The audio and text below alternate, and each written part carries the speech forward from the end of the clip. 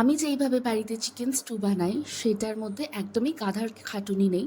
একদমই সহজ উপায়ে তোমরা বানিয়ে নিতে পারবে চিকেন স্টু। তার জন্য কিন্তু চিকেনটাকে একটু বয়েল করে নিয়েছি, আর নিয়েছি পেঁয়াজ, আর নিয়েছি আদা কুচি, রসুন কুচি, আর এখানে তোমার পছন্দর মতন ভেজিটেবলস কেটে নিতে পারো। এখন শীতকাল, অনেক রকম ভেজিটেবলস পাওয়া যায়।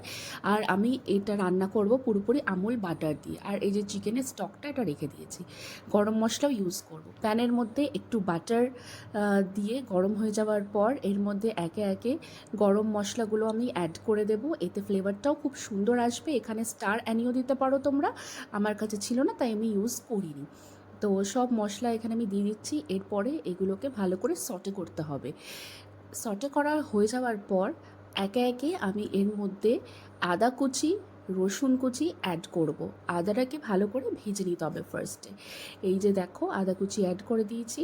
আর অ্যাড করার পরই কিন্তু মশলাটাকে একটু ভাজা ভাজা করে নিতে হবে, যাতে করে এর কাঁচা গন্ধটা চলে যায়। তারপরে অ্যাড করব রসুন কুচি। রসুনটাকে দেওয়ার পর আবারও নাড়িয়ে চাড়িয়ে নিতে হবে।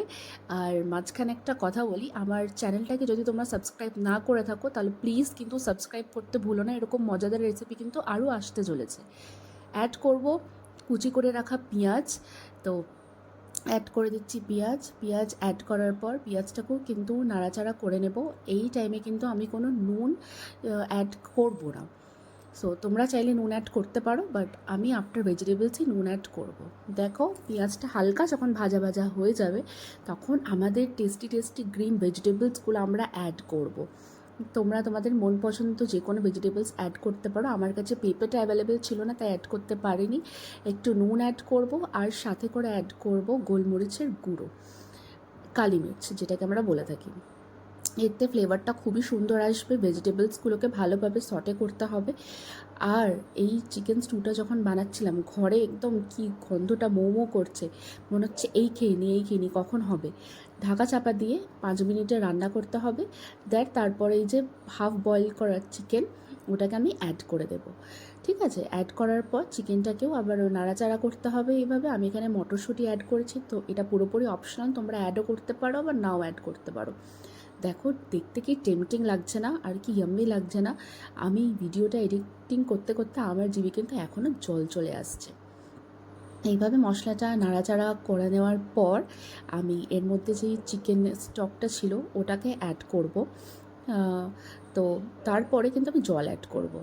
এই যে আবারও একটু নাড়িয়ে চাড়িয়ে নিচ্ছি। এইভাবে নাড়িয়ে চাড়িয়ে কিন্তু 15 মিনিট ঢাকা চাপা দিয়ে কুক করতে হবে, যাতে করে ভেজিটেবলসগুলো 60 থেকে 70% কুক হয়ে যায়। তোমরা এটা প্রেশার কুকারেও করতে পারো, কিন্তু আমি কড়াইতে করেছি, তাতে করে এর ফ্লেভারটা আরও ভালো আসে।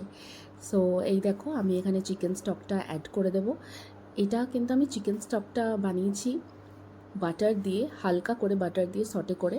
তারপরে কিন্তু এর মধ্যে জল অ্যাড করতে হবে, এতটাই জল অ্যাড করতে হবে যেন এইগুলো পুরোপুরি বয়েলড হতে পারে, মানে ডুবে যায়। তো এইখানে জল অ্যাড করে দেওয়া হয়েছে, চিকেনগুলো কিন্তু এখন হাবুডুবু খাচ্ছে। কি ঠিক বললাম তো? তারপরে এটাকে ঢাকা চাপা দিয়ে আবারও 15 থেকে 20 মিনিট রান্না করতে হবে। এর মাঝখানে আমি ঢাকা খুলে একবার দেখে নিয়েছি যে কি ভালোভাবে ফুটছে চিকেনগুলো। আর সেন্টটাও এত সুন্দর বেরিয়েছে না, কি বলবো। আর শীতকালেই চিকেন স্টু কার কার প্রিয়। তারপরে সার্ভ করে নাও নিজের পছন্দ মতন, যে যতটা খেতে পারবে খেতে পারো। আর এটা ভীষণই হেলদি, ভীষণই টেস্টি। এটার মধ্যে কোনো ভেজাল নেই, কিচ্ছু নেই। আর দেখো দেখতেও কি টেম্পটিং লাগছে। লাস্টে ধনিয়া পাতা দিয়ে গার্নিশিং করেছি।